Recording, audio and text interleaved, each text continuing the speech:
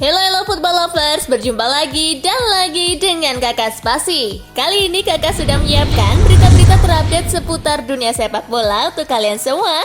Selamat menyaksikan.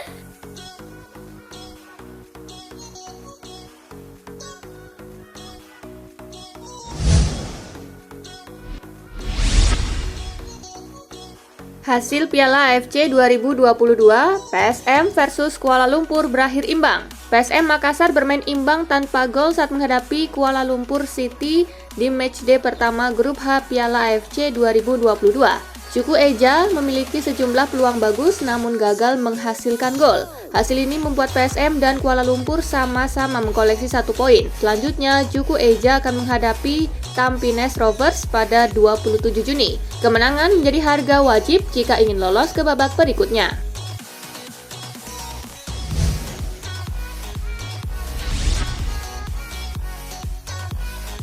Bali United menang 2-0 atas Kedah FC. Bali United memulai kiprah di Piala AFC dengan menjamu Kedah FC di Stadion Iwayan Dipta Gianyar. Bermain di hadapan pendukungnya sendiri, Bali United tampil mendominasi sejak kick-off. Hasilnya mereka mampu mencetak 2 gol di laga ini berkat aksi Eber Besa di menit ke-45+2.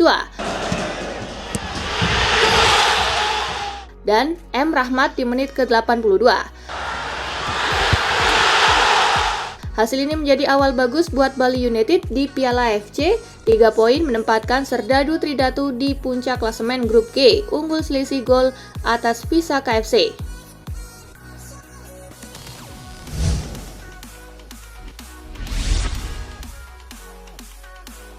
PSSI berharap 6 venue Piala Dunia U20 tetap bisa dipakai. FIFA telah melakukan inspeksi lanjutan ke calon venue Piala Dunia U20 2023 di Indonesia. Kunjungan inspeksi oleh delegasi FIFA ini sebagai penanda dimulainya persiapan penyelenggaraan Piala Dunia FIFA U20 2023 di Indonesia. FIFA sudah kembali, kemarin ada acara dinner. Pada prinsipnya, kami meminta agar 6 venue tetap dipakai. Dilihat dari FIFA memang ada yang masih kurang karena selama setahun lebih tidak terawat. Oleh sebab itu, pasti akan diperbaiki kembali, kata Irawan di Stadion Matia. Dari awal 6 stadion yang diyakini bakal menggelar Piala Dunia U20, namun ada potensi hanya 4 stadion yang bakal dipakai. Hal itu merujuk dari pertimbangan FIFA, namun PSSI ingin 6 venue yang dipakai.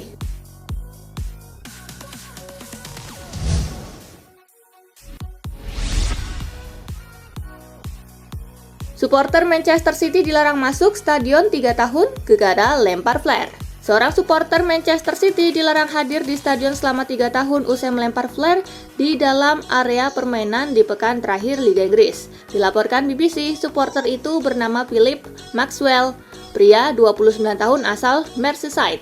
Pengadilan Manchester menjatuhkan denda 1.440 pound sterling atau sekitar 26,3 juta rupiah kepadanya. Ia juga diharuskan mengeluarkan biaya tambahan sebesar sekitar 229 pound sterling atau sekitar 4,2 juta rupiah.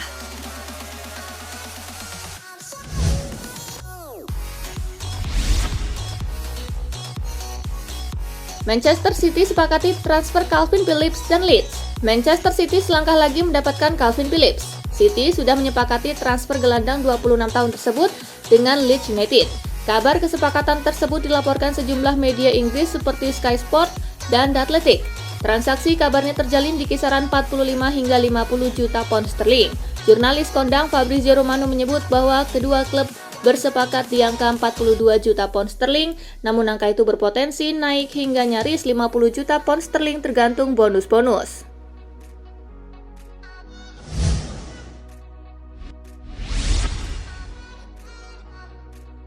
Here we go, MU lepas Dean Henderson ke Nottingham Forest. Romano menyebut bahwa MU dan Nottingham Forest sudah bersepakat untuk transfer Henderson. Sang kiper akan pindah ke klub promosi itu dengan status pemain pinjaman. Ia dipinjamkan selama 1 musim penuh ke Forest. Ia bakal mendapatkan garansi jam bermain bersama Forest sebagai kiper utama. Durasi peminjaman hanya selama 1 tahun, namun tidak ada opsi pembelian permanen untuk sang kiper. Romano juga mengklaim bahwa pengumuman transfer Henderson ini tidak akan berlangsung dalam waktu dekat ini. Ini disebabkan Henderson masih berlibur. Ia baru kembali dari liburan pada awal Juli 2022 nanti.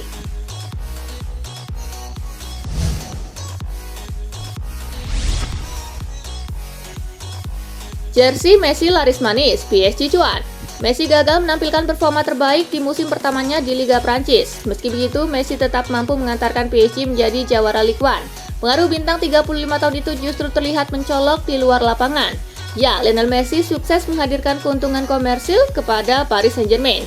Les Parisiens kabarnya mendapat pemasukan sebesar 700 juta euro atau setara 10,9 triliun rupiah yang berasal dari sponsor dan penjualan merchandise. Menukil laporan Marca, PSG mendapat keuntungan 54% lebih banyak dari total pendapatan klub musim 2020-2021. Cuan besar terutama datang dari larisnya jersey Messi.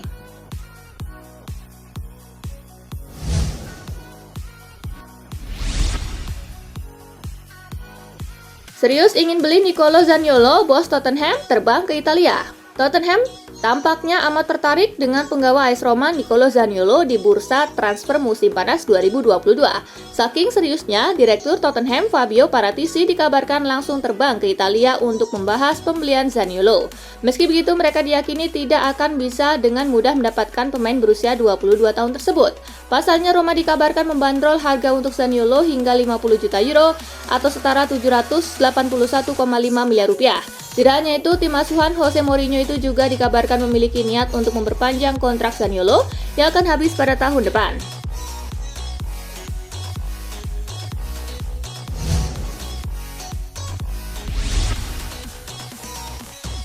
Inter lawan tim promosi di pekan pertama, Inzaghi wanti-wanti begini. Inter Milan akan memulai musim dengan bertandang ke Stadio Comunale Via del Mare pada 14 Agustus mendatang. Secara kualitas tim, Nerazzurri niscaya di atas kertas jauh lebih baik ketimbang Lecce. Akan tetapi perbedaan besar itu yang justru diwaspadai oleh pelatih Inter Simone Inzaghi. Ia tak mau anak-anaknya merasa punya jaminan bakal memetik hasil bagus. Baginya, laga ini bisa menjadi landasan penting buat Inter di musim 2022-2023. Lebih dari soal hasil, Inter bakal harus siap tampil dengan mentalitas pemenang setiap laganya sejak hari pertama.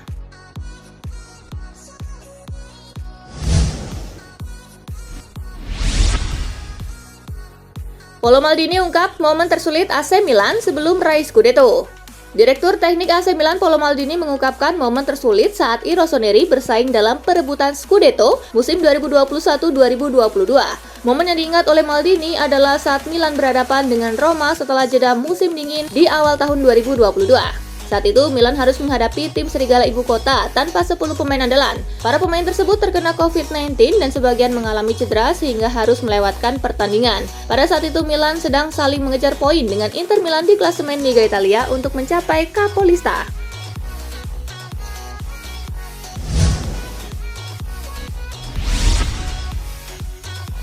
Botman sah terima pinangan Newcastle United.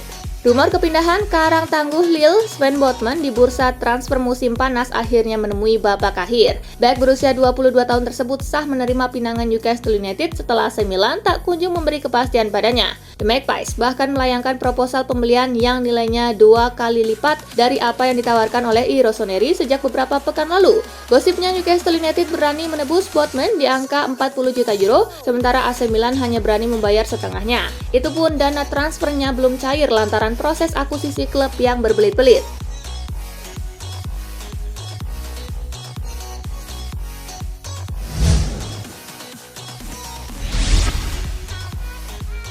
Wayne Rooney resmi bercerai dengan Derby County, terungkap alasannya. Wayne Rooney resmi mengundurkan diri dari jabatannya sebagai pelatih klub Liga Inggris Derby County, Jumat 25 Juni waktu setempat. Ex-Manchester United tersebut mengumumkan perpisahannya pada klub yang ia tangani sejak 2021 lalu tersebut. Dalam pernyataan resminya, Wayne Rooney merasa jika dirinya bukan lagi orang yang tepat untuk menahkodai Derby County. Fakta turun kasta Derby County membuat Rooney mengambil keputusan untuk mundur. Ia pun blak-blakan bahwa The Rams sudah waktunya dipimpin oleh sosok anyar.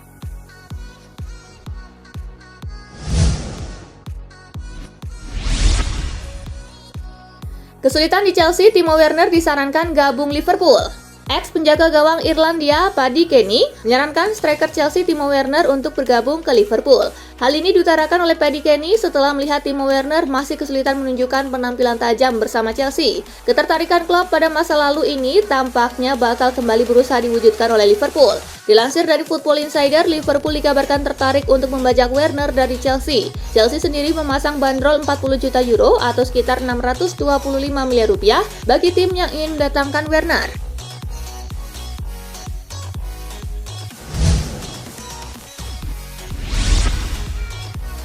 Kontroversi The Documentary yang dinilai sebagai film terburuk di IMDb.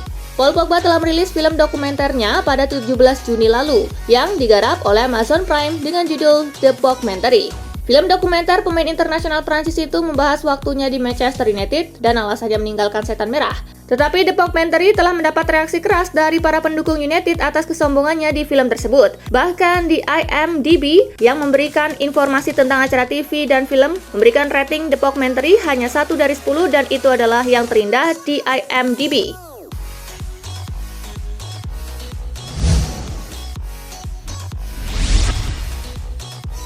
Manchester United seriusi transfer striker 15 tahun asal Brazil ini. Manchester United dilaporkan punya target transfer baru di musim panas ini. Setan Merah dilaporkan ingin meminang Endrick dari Palmeiras. Pemuda berusia 15 tahun ini merupakan salah satu properti panas di bursa transfer kali ini. Pasalnya ia menunjukkan performa yang luar biasa tajam di tim U20 Palmeiras. Sport Witness mengklaim bahwa Manchester United mendapatkan kendala yang cukup besar untuk merekrut Endrick karena klausul rilisnya yang cukup mahal yang mencapai 40 juta euro. MU dikabarkan ogah membayar semahal itu untuk pemain muda yang belum teruji.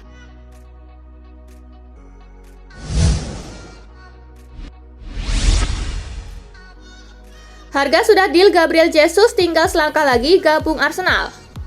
Arsenal telah mencapai kesepakatan dengan Manchester City terkait kepindahan Gabriel Jesus. Striker Manchester City Gabriel Jesus adalah incaran utama Arsenal di bursa transfer musim panas 2022. Biaya transfer senilai 45 juta pound sterling atau sekitar 818 miliar rupiah siap digelontorkan oleh Arsenal. Keseluruhan transfer belum sepenuhnya rampung, tetapi Arsenal diyakini tidak akan memiliki kendala berarti dalam penyelesaiannya. Apabila Gabriel Jesus resmi berlabuh ke Arsenal, maka Jesus akan jadi pemain keempat yang didatangkan Gunners di bursa transfer musim panas 2022.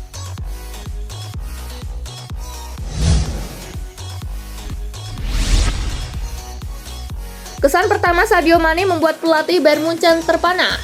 Pelatih Bayern Munchen Julian Nagelsmann terkeluh dengan kesan pertamanya saat bersua Sadio Mane yang baru merapat ke Bayern. Sejak pembicaraan pertama, saya bisa melihat betapa Sadio Mane sosok pemain tanpa pamrih, kata Nagelsmann. Dia berkali-kali mengatakan bahwa dia tidak bermasalah bermain di posisi manapun. Jarang-jarang seorang pemain berkata demikian pada pertemuan pertama. Tidak banyak pemain yang menegaskan bahwa ia siap bermain untuk klub tanpa banyak punya tuntutan. Lanjutnya,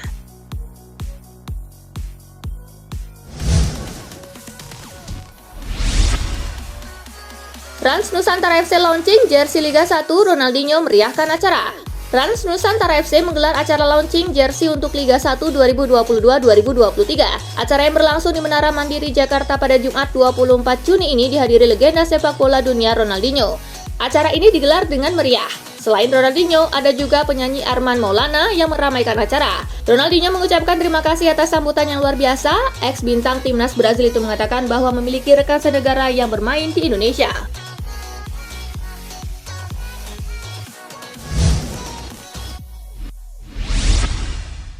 Nah itulah tadi guys, kumpulan berita menarik dan terupdate dari Kakak Spasi. Simak terus ya berita-berita terupdate lainnya dari Kakak Spasi yang pastinya akan Kakak update di Spasi Football News. Tapi jangan ditinggalin ya channel Spasinya, karena Kakak akan update juga tentang fakta-fakta menarik seputar sepak bola dunia. Dan jangan lupa untuk terus di like, comment, share, dan juga subscribe ya. See you guys!